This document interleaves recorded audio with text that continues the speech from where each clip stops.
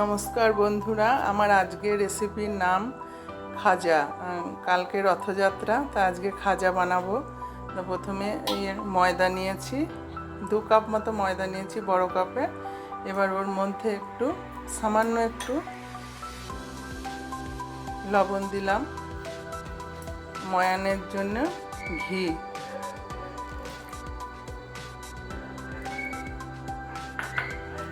আর কিচ্ছু না। এবার আমি এটাকে ময়ান দিয়ে আমি ডোটা তৈরি করে নেব। ডোটা তৈরি করে নেওয়ার পর আপনাদেরকে আবার দেখাচ্ছি কি করে খাজাটা বানাবো। খুব সোজা, সহজ সরল পদ্ধতিতে বাড়িতে বানিয়ে খাবেন, খুব ভালো লাগবে। এখন আমি ডোটা তৈরি করে নিই, পরে আবার দেখাচ্ছি। দেখুন বন্ধুরা, ডোটা হয়ে গেল।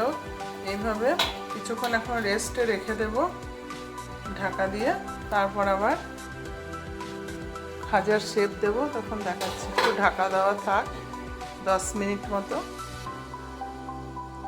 হাফ রিফাইন আর হাফ ঘি আমি দিয়েছি। এবার গ্যাসটাকে জ্বালবো আর একটু ঘি দেব। খাজা ঘিতেই বেশি ভালো হয়, তো পুরো ঘি তো দিইনি, হাফ ঘি হাফ রিফাইন আছে, আরও একটু ঘি আমি দেব, তারপর আবার দেখাচ্ছি।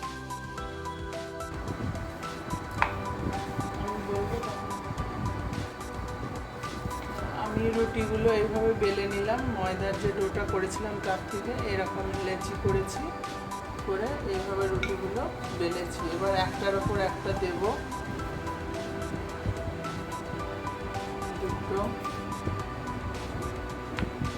তিনটে, একই সাইজের হতে হবে, চারটে। আমি চারটে করাতে দেখাচ্ছি, পাঁচটাতেও দেখানো যায়, তিনটেতেও দেখানো যায়। এবার খুব সরু করে আমাদের ভাঁজটা করতে হবে।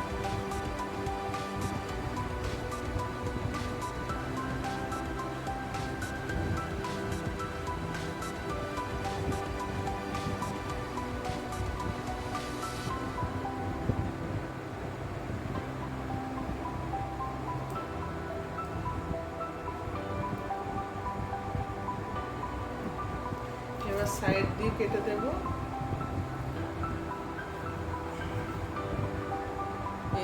এবার গজার শেপ দেব খাজা।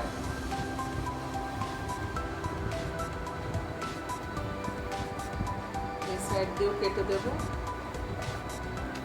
তারপরে এইভাবে করে নিয়ে হাতে করে 2 আঙুলে এইভাবে দিতে হবে।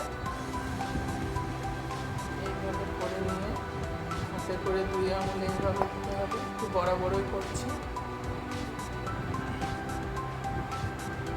এবার এটা ভেজে রসে ফেলব। মাছগুলো পরিষ্কার বোঝা যাচ্ছে। এইভাবে হয়েছে দেখুন মাছগুলো। আমি আবার কয়েকটা করে নিয়ে দেখাচ্ছি।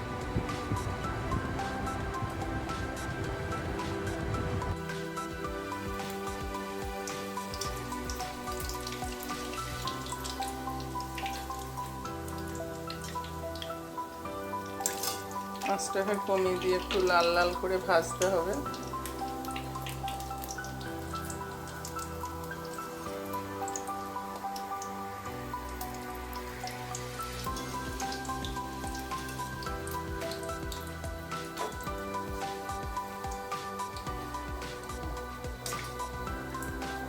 এইভাবে আমি ভেজে ভেজে তুলে নিচ্ছি। আর এদিকে চিনি আর এলাচ দিয়ে রস ফুটছে।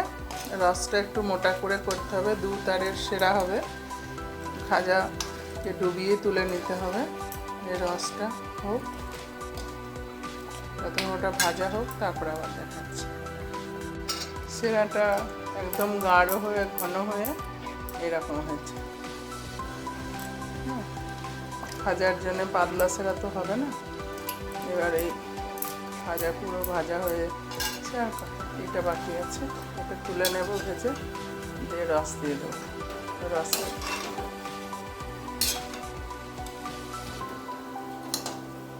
আর একটু লাল করে ভাজি দিয়ে তুলে নেব। বাড়িতে বানিয়ে অবশ্যই খাবেন। রথযাত্রা স্পেশাল খাজা।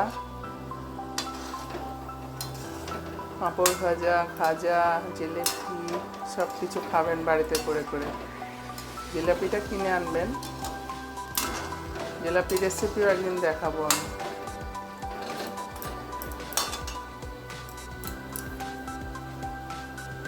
রসে ফেলে আবার দেখাচ্ছি। এবার আমি সেরার ওপরে রস দিচ্ছি, এই খাজাগুলোর ওপরে রস দিচ্ছি সেরা।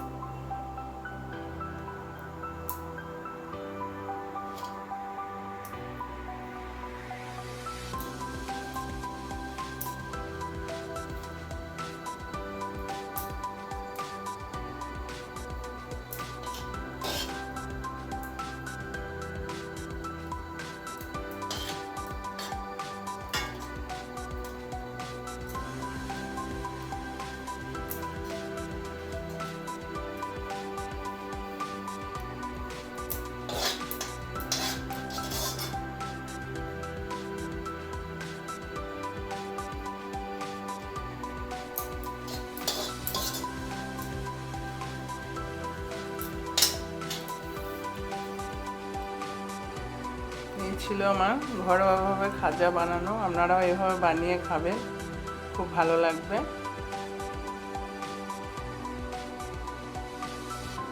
এই রসটা একটু ভেতরে ঢুকুক, তারপরে উঠিয়ে নিয়ে দেখাচ্ছি।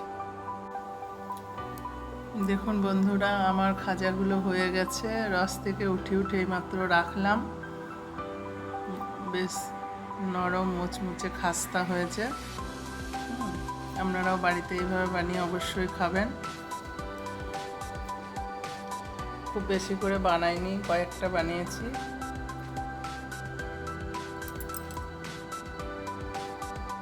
সিমে আঁচে করতে হবে, একটু আঁচ বেশি হয়ে গেলে একটু লালচেটা বেশি হয়ে যাচ্ছে।